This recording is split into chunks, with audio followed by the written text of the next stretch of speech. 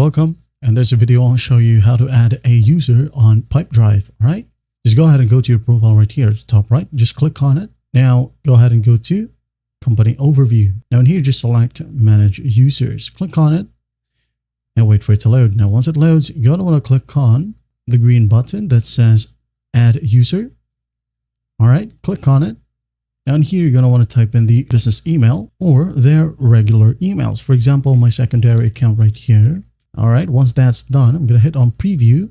Now, as you can see here, under invitee, we have one, account settings, deals, global, permission set right here, and visibility. Just click on it right here in this box or this one right here.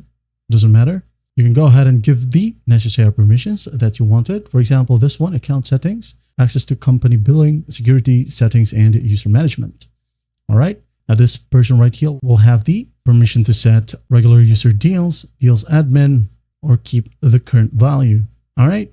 Global permissions are automatically applied if the user has access to at least one app, access to cross-product feature, and data. If you want to, you can go ahead and click on the drop down and select your preferred option. All right. And once you're done with that, just click on edit.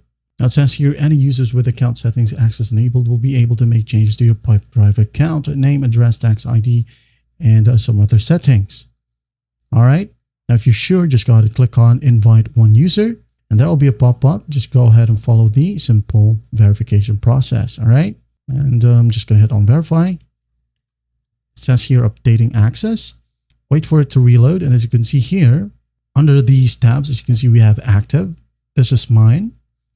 And this is the secondary account that is invited. Now for the second account, it will receive an email where he can accept the invitation. And once done, he will be moved right here in the active section. That's basically how you do it. Well, I hope this video helps, and I'll see you in the next one.